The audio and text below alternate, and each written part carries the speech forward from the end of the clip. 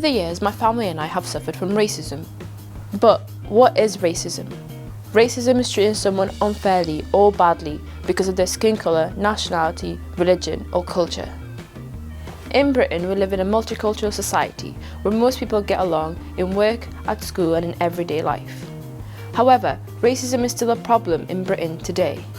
Show Racism, the Red Card, have worked for over 20 years with footballers to help tackle racism in our streets, in society and in the playgrounds.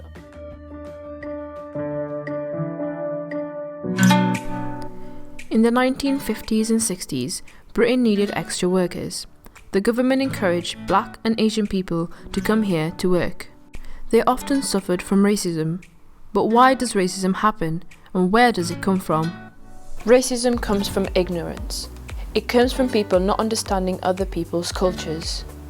Unfortunately, racism is a part of history.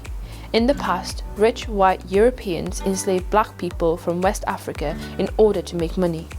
These people were forced out of their homes, shipped to America, sold and made to work for no money in atrocious conditions. The journey from Africa to America took up to 6 months on a tightly crowded ship where most people were unsure of where they were going. Racism is based on the belief that some groups of people are worth less than others. This idea has been used to justify horrific treatment of people throughout history. People, such as Jews and Gypsies, were persecuted and systematically murdered during the Second World War. It is important to note that these groups did not do anything wrong, but were targeted due to their religion or culture. Over the years, we have made progress in tackling racism. But there are still some people who choose to focus on our differences rather than our similarities. Although things have improved, racism is still a problem in the UK and around the world. Even though there are laws to protect people from racism, it still happens. Anyone can be a victim of racist or religious hate crime. It doesn't matter if you're Black, white, Asian, part of the traveller community, an immigrant or even a Muslim like me. From verbal and physical abuse, bullying, threatening behaviour or even damage to property, it can be a one-off incident or ongoing harassment. Racist attitudes still affect people in their everyday lives. I've heard some people say all Muslims are terrorists. Not one person is the same to another person. I don't think many of us would know really how to react. I think we've been trained at a young age in the academies to deal with some fan behaviour that doesn't have to be racial, but fan behaviour in general. But having that racial abuse is even more severe. And I think that would kind of put me in shock. All you can say about that piece of football from a talented footballer, absolutely unsavable, absolutely. When you're on the receiving side of it, I can assure you that there is no banter about it and no fun about it. It hurts. It hurts and it can change the life of someone. One word misplaced at the wrong time can change the life of someone, and that can mark and scar someone for life. So I don't actually understand why how it can be banter and just, you know, oh, I was only joking. I don't agree with that. Racist attitudes can be encouraged by things we see online, on Twitter, Facebook, Instagram, YouTube and Snapchat. Newspapers often portray people such as immigrants, asylum seekers and Muslims in a very negative way.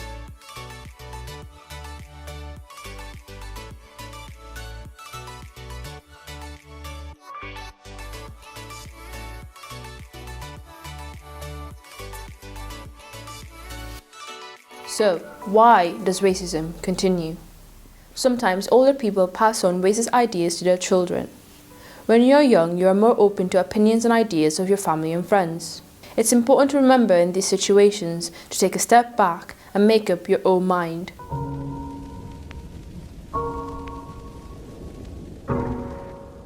I used to get picked on, not in school necessarily, but just out in the streets, and yeah, it was quite tough at times. I remember walking home from school with my sisters and then like this one family set their dogs onto me and my sisters. So I had to lure because I was the older brother. Had to lure the dogs to follow me so my sister could run home. That happened a number of times. We ended up moving house because of that, and it wasn't a nice experience at all. Islam is actually peace. Like, it's such a peaceful religion. So what people say, and it's just really wrong, and it really does hurt a lot. I think it was very important in the environment I grew up in. We had Germans, Christians, people who came from different countries and had other beliefs. But you just had respect for each other and accepted people as they were, no matter what they believed in. What's important is to come together to show respect. Again, the campaigns we put in place can go such a long way, and the more people are made aware of that it's not okay and it's not going to be tolerated, then the better it can hopefully get. Some people would come up to me and say that they would make fun of me and say that I had big lips, and whenever someone said that to me, I would always lose my confidence, and I would feel like scared to go out because I would be scared that people would make fun of me. To be on the receiving end of racism, it's obviously not a nice feeling. It's not something anyone wants to experience or anyone wants to go through. It's a very difficult topic, one which seems that it's never going to end, but I do think there is light at the end of the tunnel. Someone came, when I was going to the shop, my corner shop, someone came and said, "Oh, you gypsy traveller, what are you doing in my street?" And he chased me with a hockey cue and said, "Gypsy, gypsy, gypsy." And how did you feel? Well, I felt astonished. You know, the times we live in right now, it's not accepted. It should never, ever have been accepted, in my opinion. And I think it starts from when they're young. I think people need to be educated early so they know what's right and wrong. And then slowly, time will hopefully help change it, and hopefully racism will never be a part of our world.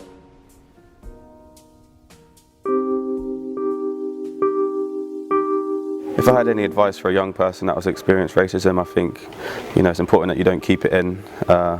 If you are experiencing it, you need help, and you need to talk to someone about it and put a stop to it, because, like I say, it's one of the worst things you could probably experience as a person. And yeah, it's important that you have people around you, good people that can help you and put an end to it. So.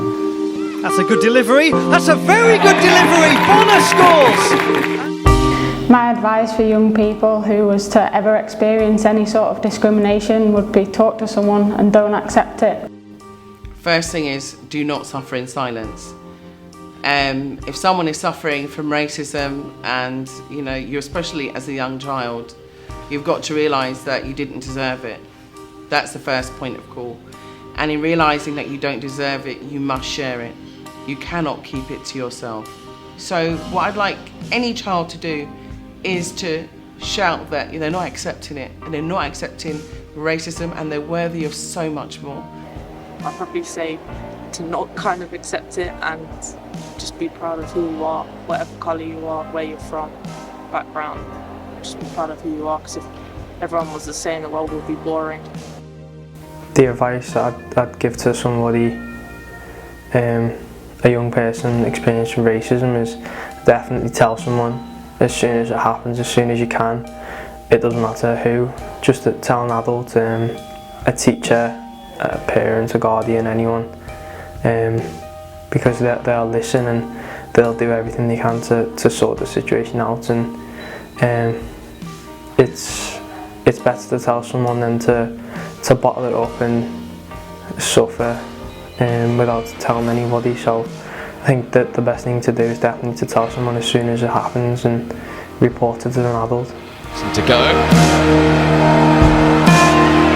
Here's an opportunity, and Eddie Aluko has taken it. I think my advice would be to be proud of who you are and where you're from. I think the minute you make apologies for who you are, it gives people the impetus really to think that it's a negative, to think it's a problem, to think it's something they can pick on. I was always taught to embrace, my Nigerian background, but also be very proud of, being English, being part of British culture as well. I think the advice I would give to anyone receiving any type or form of racism would be to kind of find the support, rely on people that you trust, and tell people about it, and if they don't know then they can't do anything about it. So I think it's not the easiest thing to do, but if they can make people aware of what is happening, then people can help them hopefully try and stamp it out. If somebody's experiencing racism, first of all it's important to report it, to let somebody know, somebody that you trust, or if you need to get in touch with one of the helplines, then it's important to report what's going on and look for help. On a personal level, everybody is going to react differently and feel differently about that, but there are people there to help, and people that are abusing people shouldn't be allowed to get away with it. It is important to always report racism. Racism is against the law. If you don't report it, there is a danger it could get worse. If you report racism to somebody you trust, it will be taken seriously and action will be taken to stop it. Always challenge racism where it is safe to do so. Together, we can show racism the red card. Show racism the red card. Show racism the red card. Show racism the red card. Show racism the red card. Show racism the red card. Show racism the red card. Show racism the red card. Show racism the red card. Show racism the red card. Show racism the red card.